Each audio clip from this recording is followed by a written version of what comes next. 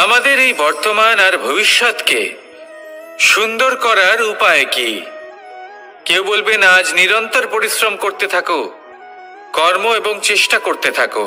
তার থেকেও বেশি গুরুত্বপূর্ণ কিছু আছে, বিগত অতীতের সাথে শান্তি স্থাপনা করা।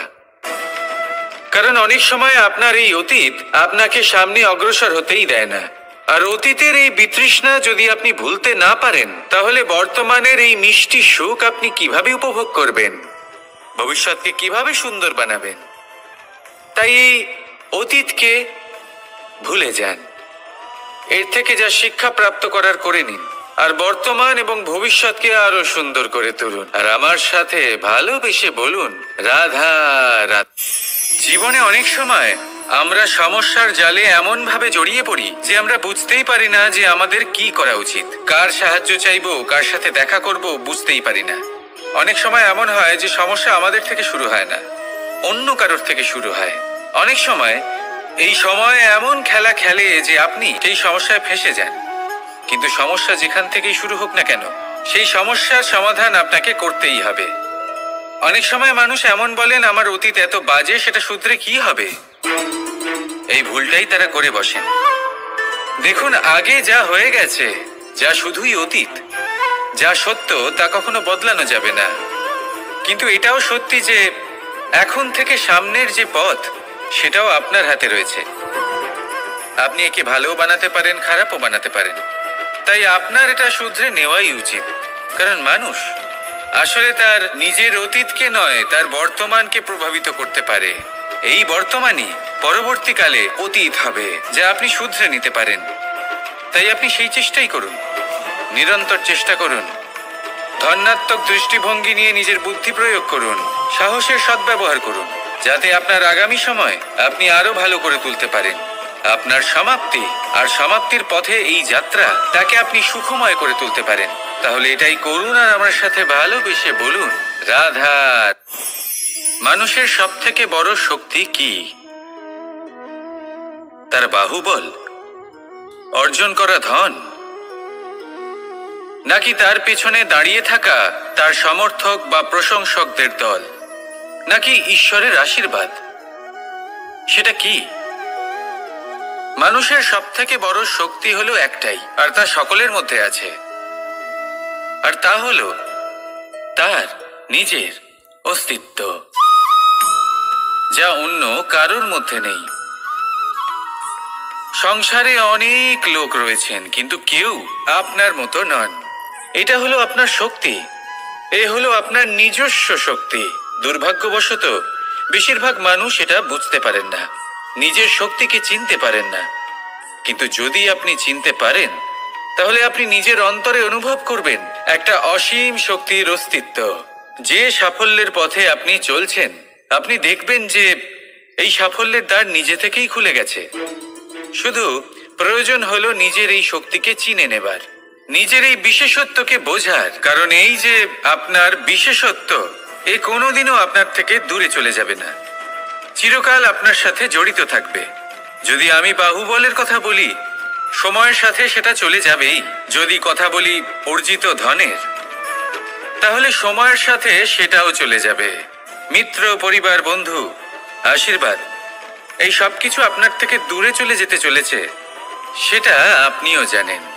কিন্তু এই যে আপনার অস্তিত্ব, আপনার বিশেষ শক্তি, যা শুধু আপনার সাথে আছে, তা চিরকাল আপনার সাথেই জুড়ে থাকবে। দরকার হলো শুধুমাত্র এটা চিনে নেবার, নিজের উপর বিশ্বাস রাখার, আর জীবনে এগিয়ে চলার।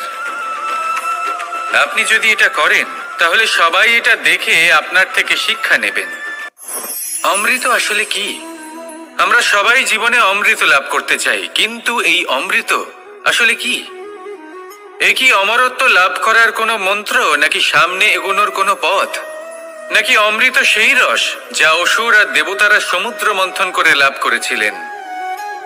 নাকি সেই ওষুধ যা ঋষি মুনিরা ভ্রমণ করে খুঁজে বের করেছিলেন?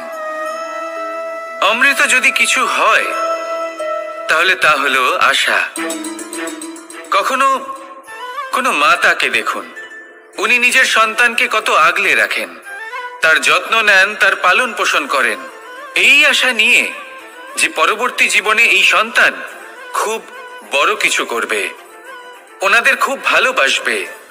এবার আগামী দিনে কি হতে চলেছে তা আমরা জানি না, পর মুহূর্তে কি হতে চলেছে তা আমরা জানি না, আগামী মুহূর্তে আপনি জীবিত থাকবেন কিনা সেটাও আমরা জানি না। কিন্তু আমরা অনেক বছরের পরিকল্পনা বানিয়ে ফেলি, সেটা অবশ্য মন্দ নয়। দেখুন, জীবন যাপন করার এই আশা, এটাই ভবিষ্যতের আধার হতে পারে। তাই এই আশা হলো গুরুত্বপূর্ণ, তাই একে নিজের সাথেই রাখুন। কথায় আছে যে ব্যক্তি নিরাশ হয়ে পড়েন, যার মধ্যে কোনো আশা বাকি থাকে না, তিনি হয়তো বেঁচে আছেন কিন্তু একটা মৃত জীবন যাপন করছেন। তাই এই আশার সঙ্গ কখনো ত্যাগ করবেন না, একে চিরকাল নিজের সাথেই রাখুন। জীবন আনন্দময় হয়ে উঠবে, আর এই হৃদয় তা ভালোবেসে বলবে রাধা রাধা। বৃষ্টির জল যখন মেঘের দ্বারা টিপ টিপ করে ঝরে পড়ে তখন কি ভালো লাগে, তাই না? শুধু যে এই আবহাওয়া ভালো করে তোলে তাই নয়, এই মাটিতে সমাহিত হয়ে একটা অত্যন্ত সুন্দর গন্ধ উৎপন্ন করে। এই লতা পাতা, এই বৃক্ষ এদের জীবন দান করে, এদের পুষ্ট করে তোলে, আর তার সাথেই অনেক জীবের কল্যাণ করে। কিন্তু ভাবুন, যখন বজ্রপাত হয় তখন কি হয়? এই সমস্ত জলের ফোঁটা অনিয়ন্ত্রিত হয়ে যায়, একটা ভয়ানক বন্যার রূপ নিয়ে নেয়, যা শুধুমাত্র মহাবিনাশ করে। এর সারমর্ম কি? এর সারমর্ম হলো কর্ম করুন, কিন্তু তার নিয়ন্ত্রণ রেখে। যদি আপনি নিয়ন্ত্রণে না থাকেন, তাহলে আপনিও জীবনরূপী এই বর্ষার পরিবর্তে ভয়ানক বন্যার রূপ ধারণ করবেন। এবার বিকাশ ঘটাবেন নাকি বিনাশ, সিদ্ধান্ত হলো আপনার। যদি বিকাশ ঘটাতে চান, তাহলে নিজের কর্মের সাথে সাথে নিজের মনকেও নিয়ন্ত্রণ করতে শিখুন। এই মনকে সংযত করুন, একে নিয়ন্ত্রণে রাখুন, নিজের কর্মকে নিয়ন্ত্রণে রাখুন, ভারসাম্য বজায় রাখুন, আর আমার সাথে ভালোবেসে বলুন রাধা রাধা। কখনো ঘোড়া আর তার ঘোড়সওয়ারিকে দেখেছেন? ঘোড়ার ডান এবং বাম দিকে যেন একটা পর্দা লাগানো থাকে। তার কারণ কি? যাতে ঘোড়া অন্য কোনো দিকে দেখতে না পায়, শুধুমাত্র সামনে দেখে আর সেই দিকেই এগোতে থাকে। বলতে গেলে এটা খুব সাধারণ ব্যাপার, কিন্তু এর পেছনে খুব বড় এক বিজ্ঞান লুকিয়ে রয়েছে। আপনি যদি জীবনে নিজের লক্ষ্যে পৌঁছতে চান, তাহলে আপনাকে এদিক ওদিক তাকানো বন্ধ করতে হবে, শুধু সামনে নিজের লক্ষ্যের দিকে তাকিয়ে থাকতে হবে। তখনই জীবনে সাফল্য লাভ করবেন। ঘোড়া তো শুধুমাত্র এক পশু, তার উপরে লাগাম পরাতে হয়, চোখের ডান এবং বাম দিকে পর্দা পরিয়ে দেওয়া হয়। আপনি হলেন মানুষ, আপনাকে লাগাম কে পরাবে? কেউ না, এটা আপনাকে নিজেকেই করতে হবে। মনের গভীরে প্রবেশ করুন আর আবেগগুলিকে লাগাম পরান, তাদের নিয়ন্ত্রণ করতে শিখুন। আর নিজের দৃষ্টি সামনে, শুধু নিজের লক্ষ্যের দিকে। মনে রাখবেন, যদি আপনার দৃষ্টি শুধুমাত্র নিজের লক্ষ্যে থাকে, তাহলে লক্ষ্য ভেদ অবশ্যই করবেন।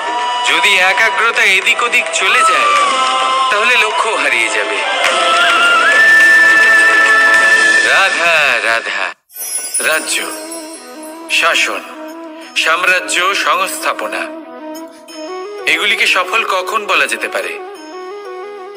কোনো বুদ্ধিজীবী বলেন তখন যখন চারিদিকে শান্তি থাকে, কারোর মনে কোনো প্রশ্ন থাকবে না, শঙ্কা থাকবে না। কিন্তু আমার মনে হয় এটা অনুচিত। কোনো রাজ্যের পক্ষে বা কোনো শাসনকালে সবথেকে বড় সংকট তখন আসে যখন সবথেকে বেশি যোগ্য ব্যক্তি বা সবথেকে বেশি বিদ্বান ব্যক্তিও শুধু মুখদর্শক হয়ে বসে থাকেন। মনে প্রশ্ন আসতে থাকে কিন্তু জিজ্ঞেস করেন না, শঙ্কা উৎপন্ন হয় কিন্তু ব্যক্ত করতে পারেন না। এটা খুবই অনুচিত। এই যে প্রশ্ন, তা আসা খুব ভালো। এই প্রশ্ন অকারণে আসে না, কোনো সমস্যার কারণেই আসে। এই প্রশ্নের দ্বারা আপনি সেই সমস্যাগুলি দেখতে পাবেন যাতে আপনি এতদিন অনভিজ্ঞ ছিলেন। আর যত প্রশ্নের নিবারণ আপনি করবেন, ততই আপনার রাজ্য, আপনার শাসন আরো শ্রেষ্ঠ হয়ে উঠবে। এই প্রশ্ন, এই শঙ্কা, এগুলো আপনাকে সমাধানের চূড়াতে অবশ্যই নিয়ে যাবে। সেই জন্য না প্রশ্ন করা অনুচিত, আর না শঙ্কা ব্যক্ত করা অনুচিত, আর না তিনি মূর্খ যিনি প্রশ্ন করেন, শঙ্কা ব্যক্ত করেন। তাই এনাদের কখনো দূরে করে দেবেন না, এনাদের নিজস্ব মতামত রাখতে দিন। যখন সবাই মিলে একমত হবেন, তখন নিশ্চিত রূপে বলা যায় যে এই রাজ্য, এই শাসন, এই সংস্থাপনা সাফল্যের শিখরে রয়েছে। তাহলে আসুন আর আমার সাথে ভালোবেসে বলুন, রাধা। প্রকৃতি, নিয়তি কখনোই কারোর সাথে পক্ষপাত করে না, প্রত্যেককে জীবন দান দেয়, সমান সুযোগ প্রদান করে। এটা সেই ব্যক্তির উপরে নির্ভর করে যে সে কিভাবে তার থেকে লাভবান হয়ে উঠবে। তার নির্বাচনের উপর নির্ভর করে, তার দৃষ্টিভঙ্গির উপর নির্ভর করে, নির্ভর করে যে সে কতটা ধনাত্মক বা কতটা নেতিবাচক। দুই ধরনের মানুষ হন। এমন কিছু মানুষ হন যারা প্রত্যেক পরিস্থিতি, প্রত্যেক সমস্যা এবং বিপদে সুযোগ খুঁজে বের করেন। আর কিছু এমন মানুষ রয়েছেন যারা যে কোনো সুযোগে কোথাও না কোথাও থেকে একটা সমস্যা খুঁজে বের করেন। এবার আপনি কি চান? আপনি সুযোগ চান, তাহলে সুযোগ পাবেন। আপনি সমস্যা পেতে চান, সমস্যা তো আপনি চাইলেই খুঁজে পাবেন। চয়ন আপনারই, যে আপনি কতটা ধনাত্মক থাকতে চান, কতটা নেতিবাচক থাকতে চান। ধনাত্মক থাকুন, জীবনে সব কিছু সম্ভব হবে। আসুন আর আমার সাথে ভালোবেসে বলুন, রাধা রাধা। যখনই আমরা কথা বলি জলরাশির বিষয়ে, যখন আমরা তুলনা করি, তখন আমাদের খুব ভালো লাগে মিষ্টি সরোবর, পুকুর, নদী। আর আমরা অপেক্ষা করে থাকি সাগরের জন্য, সমুদ্রের জন্য। কেন করি? কারণ এই সাগর, এই সমুদ্র, এ হলো অত্যন্ত বিশাল আর ভয়ানক। এর জলও কিন্তু নোনতা, যা আমরা পান করতে পারি না। কখনো ভেবে দেখেছেন এই সমুদ্রের অন্তরে এই নোনতা জল, এই নোনতা ভাব, এটা আসে কোত্থেকে? এই যে সমুদ্র, যে প্রবাহমান নদীর থেকে যে খনিজ নির্গত হয়, তার ভান্ডার হলো এটা। সেই খনিজকে নিজের অন্তরে গ্রহণ করে, সেই নোনতা ভাব নিজের মধ্যে সমাহিত করে, আর তারপর সেই নোনতা জল বাষ্পে পরিণত হয়ে উপরে উঠে যায়, যা মেঘ হয়ে আপনার ওপর মিষ্টি বৃষ্টি হয়ে ঝরে পড়ে। এ হলো সমুদ্রের ত্যাগ, যার জন্য আপনি মিষ্টি জল পান করতে পারছেন, সে নদী থেকেই হোক বা সরোবর থেকে। সেই জন্যই হয়তো সাগর হলো এত মহান, হয়তো সেই জন্যই রত্ন সাগরে পাওয়া যায়। তাই মনে রাখবেন, ক্ষমতা তারই হয় যে ত্যাগ করতে জানে, কোনো বিষকে নিজের মধ্যে ধারণ করে নিতে জানে। তাহলে আপনিও এটাই করুন, এতটাই শক্তিশালী হয়ে উঠুন, আর আমার সাথে ভালোবেসে বলুন, রাধা রাধা। বৃষ্টির ফোঁটা কত ছোট, কিন্তু সাগর কত বড়, হিমখণ্ড কত ছোট, হিমালয় কত বড়।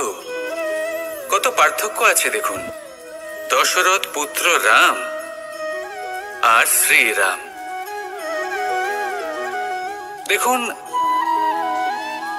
একটা ফোঁটা একসাথে মিলিত হয়ে তখন এই বিশাল সাগর তৈরি হয়। সকল হিমখণ্ড যখন একসাথে মিলিত হয়, তখন এই বিশাল মহান হিমালয় গঠিত হয়। সেইভাবেই একটা ছোট্ট বনবাস দিয়ে শুরু হয়েছিল একটা যাত্রা, রাম থেকে শ্রীরাম হবার পথে, মর্যাদা পুরুষোত্তম হবার জন্য। কিন্তু এর থেকে আপনি কি শিখলেন? বিন্দু আসলে মহান নয়, মহান হলো সাগর। হিমখণ্ড মহান নয়, মহান হলো হিমালয়। অর্থাৎ কোনো মহান কাজ করার জন্য বা মহান হবার জন্য আপনাকে আরম্ভ করতে হবে ছোট থেকে। একটা অত্যন্ত সরল কিন্তু একটা গুরুত্বপূর্ণ কথা আমি আপনাকে বলতে চাই। দেখুন, আরম্ভ করার জন্য প্রথমেই আপনার মহান হবার কোনো প্রয়োজন নেই, কিন্তু হ্যাঁ, মহান হবার জন্য প্রথমে আরম্ভ করা অত্যন্ত প্রয়োজনীয়। আপনি যদি শুরুই না করেন তাহলে কখনো মহান হতেই পারবেন না। প্রকৃত নিষ্ঠা দ্বারা আরম্ভ করুন। আপনার পদক্ষেপ, আপনার কর্ম যতই ক্ষুদ্র হোক না কেন, তা করতে থাকুন, নিরন্তর চেষ্টা করতে থাকুন। তারপর দেখবেন এই যে মহানুভবতা নিজে পথ চলে আপনার কাছে আসবে।